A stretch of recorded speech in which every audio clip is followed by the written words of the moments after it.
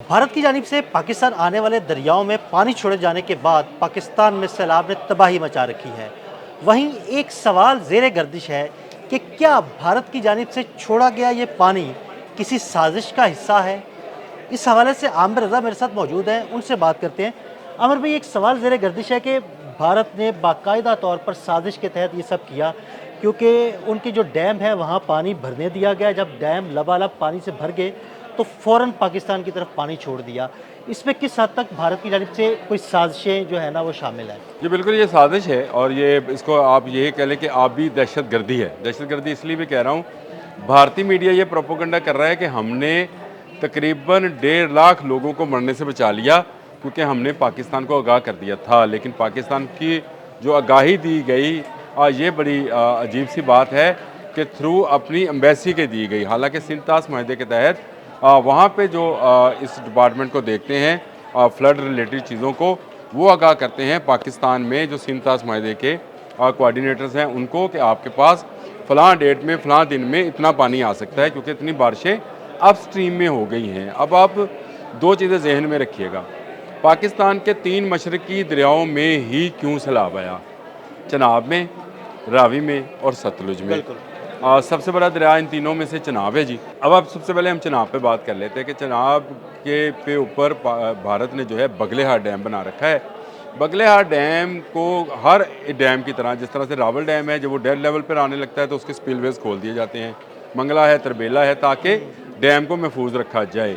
इसके साथ साथ एक और तरीक़ाकार अख्तियार किया जाता है और वही तरीक़ाकार ये है कि इनके साथ फ्लड गेट्स बनाए जाते हैं। ये गेट्स जो हैं ये असल में डैम को बचाने के लिए उसकी हिफाजती दीवार होते हैं। इनको खोल दिया जाता है जब आपको पता हो कि आप स्ट्रीम पर इतनी बारिश हुई है, इतना पानी, इतने क्यूसिक पानी जो है वो आ जाएगा। और कल आपने क्यूसिक पे बताया भी है कि क्यूसिक कैसे हम उसको मेजर्स करते हैं। ख्वाजा आसफ बोले आदमी, उन्होंने कहा कि नहीं जी, भारत ने तो हमें बता दिया था, एक टीवी प्रोग्राम में बैठ के वो बात कर रहे थे इस तरह की, लेकिन बताया कब, ये बड़ा अहम था।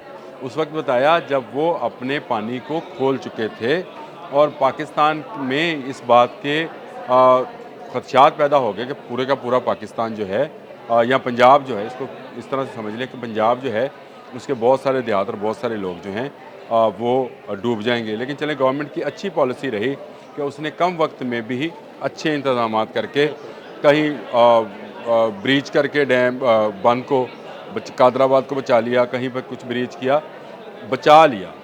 लेकिन साजिश अभी रुकी नहीं थी, साजिश अभी जारी थी। इसके बाद आता है जी रावी, और रावी पर आपको पता है कि उन्होंने माधोपुर का फ्लड गेट खोला ही नहीं। माधोपुर हेडवर्क्स जो है ये मौजूद है और इसमें रावी का पानी जमा हो रहा होता है, जो कि हमें आम हालात में बहुत कम पानी जो है, कम मकदार में पानी यहाँ से दिया जाता है। और यहाँ से जो रंजीत सागर डैम था उसके स्पिलवेज खुलकर पानी आना था, नहीं खोले गए। मतलब यानी वहाँ जानबूझ के के, नहीं खोला गया, पानी भरते रहे। ये ऐसे ही है। रंजीत सागर डैम जो है ये आपको पता है कश्मीर में है और रावी रिवर रावी पर ही है। यहाँ पर रंजीत सागर डैम से इंडिया ने फ्लड गेट्स को भी नहीं खोला। अब हमें ये नहीं पता था कि रंजीत सागर डैम में कितना पानी वो जमा करना चाहता है, यानी ज़हीरा करना चाहता है। 9 पॉइंट समथिंग एकड़ फीट पानी जो था, मिलियन एकड़ फीट पानी जो है वो वहाँ ज़हीरा करेगा और उसके बाद फ्लड गेट्स खोलेगा और फिर बताएगा। क्योंकि तमाम पानी की रफ्तार को लेकर, और हमें पता है या हमारे अदारों को पता है या इंडियन अदारों को पता है कि कितनी देर में पानी कहाँ पहुँचेगा। इंडिया को पता था कि माधोपुर में इसने कब पहुँचना है, लेकिन क्या किया गया, फ्लड गेट्स को नहीं खोला गया। तब वक्त के वो जो हेडवर्क्स था उसके फ्लड गेट्स टूट नहीं गए। पहले एक गेट टूटा, फिर दूसरा, फिर तीसरा, फिर चौथा। और मेरा ये मानना है कि पहला गेट जो है ये इनकी साजिश की वजह से नहीं टूटा और अगले 3 गेट उन्होंने खुद तोड़े थे। और उसकी वजह यह है कि ये चाहते ये थे कि भारतीय पंजाब, मशरक़ी पंजाब के सिखों को सबक सिखाया जाए, उनके जानवर, उनकी फसलें, उनकी इकॉनमी को तबाह किया जाए, क्योंकि वो खालिस्तान का नाम लेते हैं। और दूसरी तरफ हम थे और हमसे तो उनकी खुदा वास्ते का वैर है, या उनको कहना चाहिए भगवान वास्ते का वैर है हिंदुओं को हमसे। और वो ये चाहते हैं कि पाकिस्तान का पंजाब जो है वो डूब जाए, इसलिए माधोपुर को नहीं खोला गया। रंजीत डैम से आने वाला, जो रंजीत सागर डैम से आने वाला तमाम का तमाम पानी जमा किया जाता रहा और उसके बाद जब वो सैलाबी गेट टूट गए तो बड़ी मकदार में पानी जो है वो पंजाब में आ गया।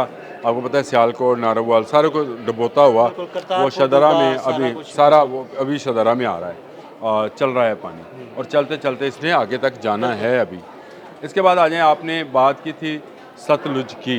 देखिए सतलुज पर भारत में पाकिस्तान के नज़दीक तो कोई डैम नहीं है, ये आप भी समझ, लेकिन हिमाचल में प्रदेश में है और उसका नाम है भाखड़ा डैम।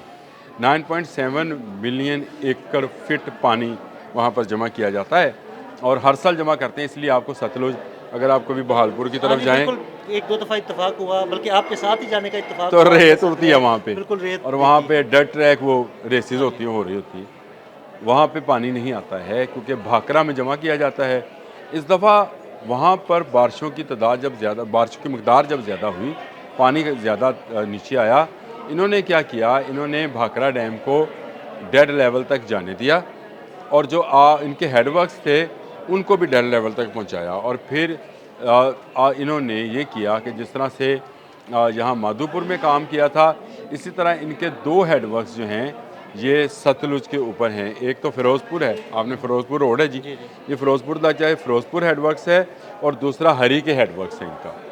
इन दोनों हेडवर्क्स के को भी इन्होंने माधोपुर की तरह पानी को बढ़ने दिया, उस हद तक, उस लेवल तक जाने दिया जो कि एक्सट्रीम फ्लड की का लेवल होता है, यानी रेड लेवल। ये जो इनके लेवल्स हैं ग्रीन, ब्लू, ऑरेंज और रेड, और फिर जो है वो एक और गहरा रेड है जिसको मैरून कलर कहते हैं, उसको एक्सट्रीम एक्सट्रीम फ्लड पे ले जाके इन्होंने पानी खोला। पानी खोल दिया। और उसका नतीजा ये हुआ कि आज गंडा सिंह वाला बॉर्डर के करीब, गंडा सिंह वाला में तकरीबन 100 के करीब देहात जो हैं वो डूबे पड़े हैं। हेड सलमान की जो है वहाँ से हमें पानी जो है उसको ब्रीच करना पड़ा है, पानी देहात में दाखिल हो गया है, लोग बेघर हो रहे हैं, लोग डूब रहे हैं, और उसकी वजह वो दहशतगर्दी है जो भारत ने एक प्लानिंग के तहत की। लेकिन जहन में रखिएगा कि पाकिस्तान को भी अब आने वाले हर साल में एक अच्छी प्लानिंग के साथ आना पड़ेगा। हमें सतलुज पर एक हेडवर्क और की ज़रूरत है, वो चाहे आप गंडा सिंह वाला के बाद किसी जगह पर अगर लोकेट कर सकते हैं वो करें, और रावी में भी इसी तरह के एक बड़े हेडवर्क की ज़रूरत है ताकि इतना ज़्यादा प्रेशर जो है ना आए। इस वक्त भी लाहौर में जो सिचुएशन चल रही है उसके मुताबिक 2,11,000 क्यूसिक जो है पानी का अखराज है रावी में, और ये अगर 2.5 लाख होता है तो लाहौर डूब जाएगा। हाँ जी, और अभी जितना पानी है दरिया में, उसकी वजह से दरिया के किनारे आसपास आबादियाँ पानी की जद में आ चुकी हैं। अच्छा दिल भाई, ख़तरनाक बात यह है कि आपका मेट ऑफिस जो है ये बता रहा है कि भारत में अभी मानसून का स्पेल जो है उसने प्रलोंग होना है। हमारे यहाँ ये 9वां स्पेल है वो इस वक्त जारी है, जिसने आगे 4 सितंबर तक रहना है। लेकिन भारत में अगले माह से लेकर यानी सितंबर से और अक्टूबर के मिड तक जो है मानसून रहना है। तो इसका मतलब है कि उनके हिमाचल प्रदेश और कश्मीर में अभी मज़ीद बारिशें होनी हैं और हमारे दरियाओं में मज़ीद पानी आना है। बड़ी अहम बात है और हम सबको इसके लिए तैयार भी रहना चाहिए।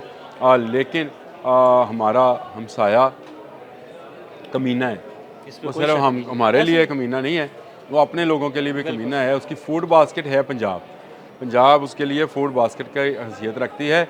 उसने सिर्फ खालिस्तान की सज़ा देने के लिए, और पंजाब में क्योंकि बीजेपी की गवर्नमेंट नहीं है, पंजाब का वज़ीर आला क्योंकि खुलकर बात करता है, उसने ये क्लेम किया था कि जंग मई में पठानकोट के करीब आपका जहाज़ गिरा था। उसने बबांगे दोहल बात की थी कि भारत को हम बचाने वाले हैं, हम दिफा कर रहे होते हैं और हमसे ये टैक्स ले रहे होते हैं। बिल्कुल। इसलिए उसकी इकॉनमी को तबाह करने के लिए, उसकी सियासत को तबाह करने के लिए ये सारी हिंदुत्वा और मोदी द ग्रनेट ही कहना चाहिए, फट जाता है हर दफ़ा, ये जो है वो ये काम कर रहा है। और उसने दोनों तरफ के पंजाब, मशरकी और मगरबी पंजाब, दोनों तरफ के पंजाब को जो है लहंदे चढ़दे नूं, पंजाबी च कहां कहते लहंदे चढ़दे नूं, पंजाब नूं डबोण दी खातर है सारा काम किया है। ਸਾਡੇ ਸਿੱਖ ਭਾਈਆਂ ਨੂੰ ਸਮਝ ਜਾਣਾ ਚਾਹੀਦਾ ਕਿ ਕਰਤਾਰਪੁਰ ਕਿਉਂ ਡੁੱਬਿਆ ਔਰ ਕਿਉਂ ਪੰਜਾਬ ਦੇ ਸਾਰੇ ਜ਼ਿਲ੍ਹਿਆਂ ਦੇ ਵਿੱਚ ਇਸ ਵੇਲੇ ਪਾਣੀ ਹੈ। ਉਹਨਾਂ ਦੇ ਜਾਨਵਰ ਬਹਿ ਕੇ ਇੱਧਰ ਆ ਰਹੇ ਨੇ, ਬਿਲਕੁਲ। ਸਾਡੇ ਜਾਨਵਰ ਬਹਿ ਕੇ ਹੁਣ ਅੱਗੇ ਚਲੇ ਜਾਣਗੇ ਕਿਉਂਕਿ ਉਹ ਚਾਹੁੰਦੇ ਹਨ ਕਿ ਨਾ ਇਸ ਪੰਜਾਬ ਦੇ ਨਾ ਉਸ ਪੰਜਾਬ ਦੇ, ਨਾ ਲਹਿੰਦੇ ਦੇ ਨਾ ਚੜ੍ਹਦੇ ਦੇ, ਕਿਸੇ ਜਗ੍ਹਾ ਤੇ ਕੋਈ ਪੰਜਾਬੀ ਜੋ ਹੈ वो ना खुशहाल हो ना मजबूत हो, लेकिन अल्लाह उनके तमाम मकरू जो ख्यालात और मकरू साजिशें हैं उनको नाकाम करेगा इंशाल्लाह। बहुत शुक्रिया आमिर भाई जी। बिल्कुल, आमिर भाई ने बड़ी तफसील के साथ भारत की इस साजिश का पर्दा बेनकाब किया। अदील अहमद और आमिर रज़ा को इजाज़त दीजिएगा। अल्लाह हाफ़िज़।